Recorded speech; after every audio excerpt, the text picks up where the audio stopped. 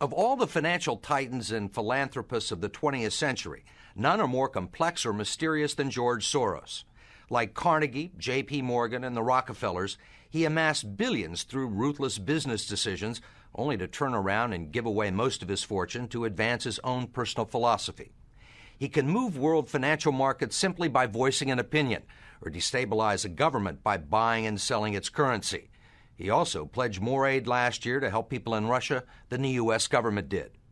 But now George Soros is worried. He thinks the global economy is coming apart at the seams and that the world needs to be protected from people like George Soros. We may now think that everything is fine, but the fact is that the system is broke and it needs fixing. What you're doing is asking some form of regulation to protect the world against you. Well, I am a player, and I think all players should be regulated. There have to be rules of the game. Take 81,000 to buy. Buy 48,000. Buy him 69,000 YUM. Right now, his Quantum Group hedge fund moves $14 billion of rich investors' money around the world every day, looking for profits and answering to no one.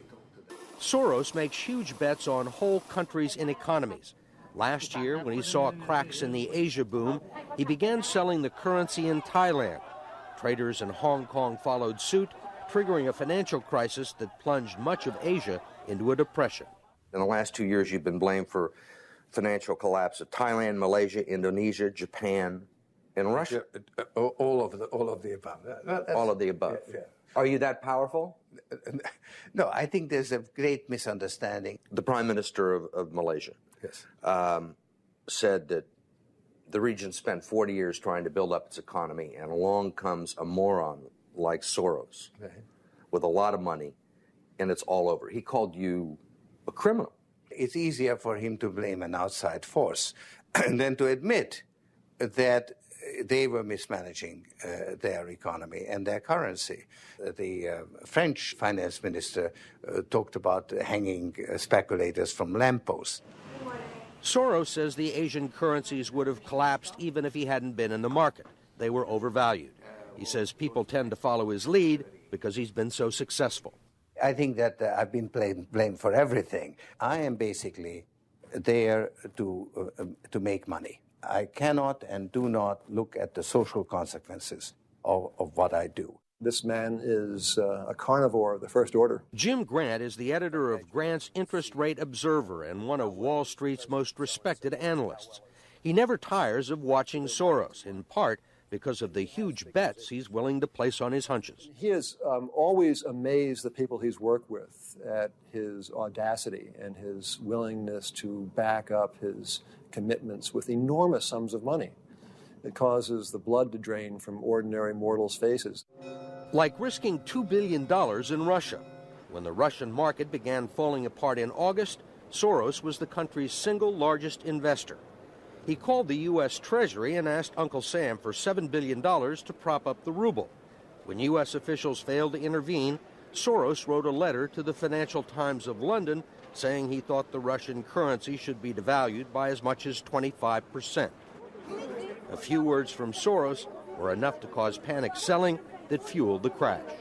What's it like to have a statement that you make have such serious, grievous consequences? I mean, you can, it looks to me like in a number of situations you can take a position against a currency or make a statement, and the whole country falls apart.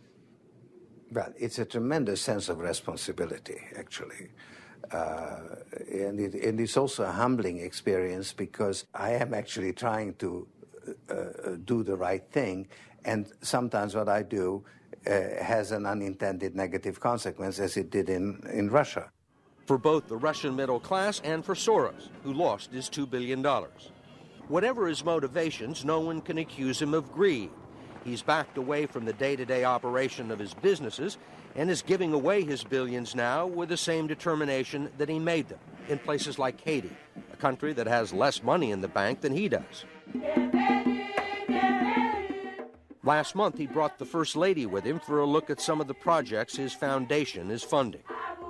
This is Mr. George Soros, and he's going to be helping the hospital. This year, Soros plans to give away almost $500 million around the world. In Bosnia, when the water supply to Sarajevo was cut off at the height of the siege, it was Soros who wrote a check to jury-rig a pipeline through an abandoned highway tunnel.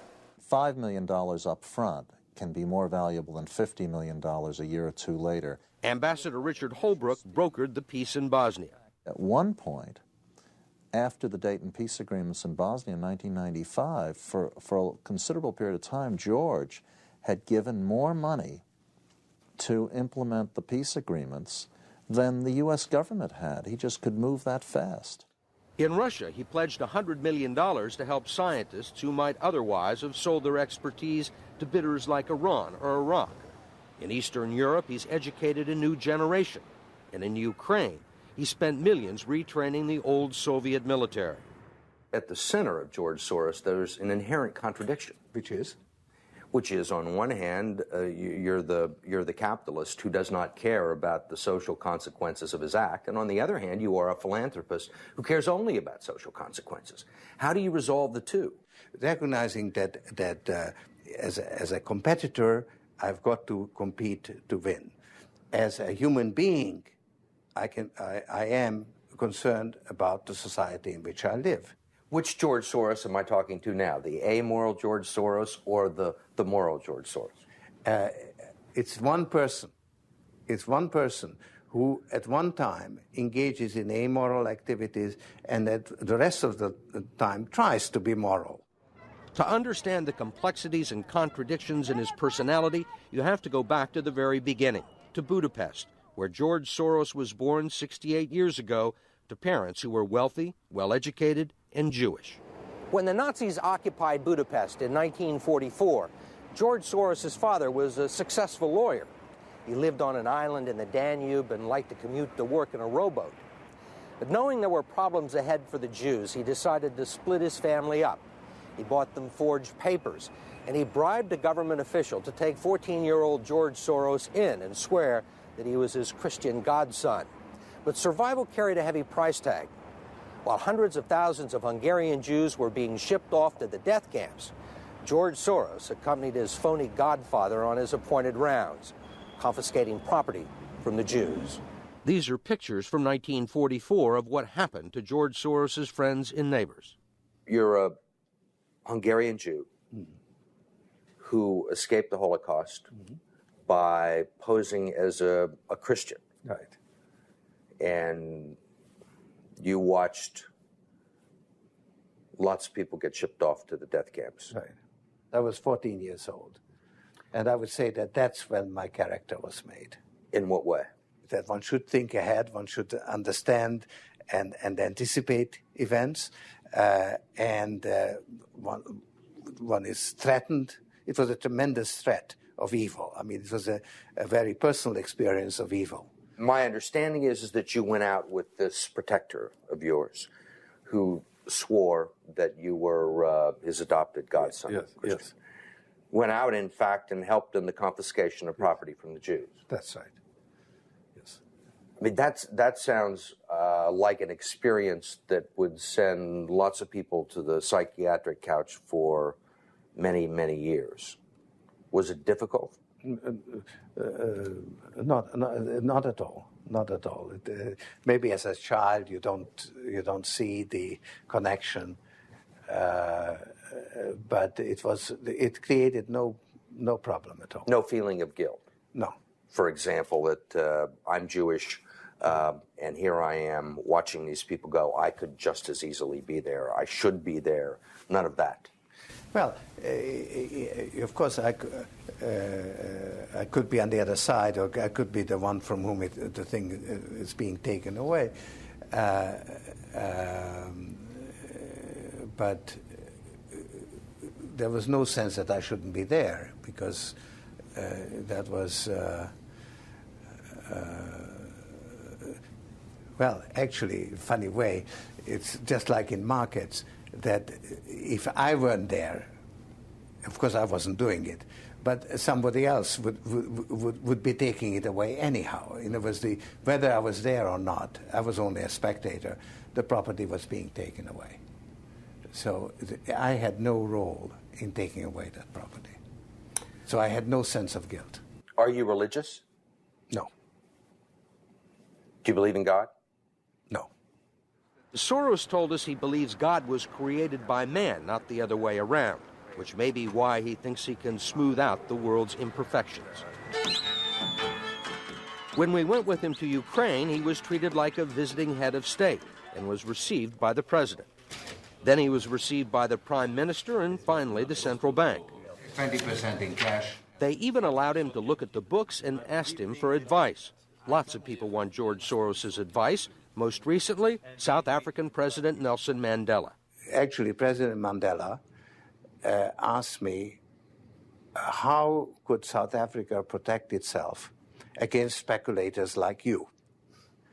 And I told him, I wrote him a memo, trying to give him the best advice I could, how to reduce the exposure of South Africa to speculative attack. That's the old stop me before I kill again approach, right? Well, you're telling this is what you can do to stop me. Whether I or somebody else does whatever is happening in the markets, it really doesn't make any difference to the outcome. I don't feel guilty because I'm engaged in an amoral activity which is not meant to have anything to do with guilt. Part of the reason he is so rich is that the Soros hedge funds operate offshore in the Netherlands Antilles to avoid scrutiny by the Securities and Exchange Commission. So even while Soros tells Congress and the Treasury that hedge funds must be regulated to stop the global crisis, he's avoiding the rules. Why is it that Americans can't invest in the quantum fund? It's an offshore fund. Why is that? Because the fund is not registered with the Securities and Exchange Commission.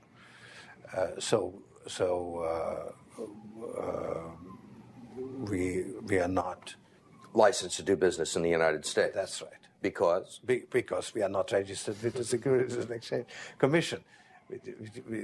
Because we find it more convenient to operate without it. So in some ways it's to escape regulation. Yeah, that's right. But you've been sitting here talking about the need for regulation. Yes, and whatever regulations are imposed, we will obey.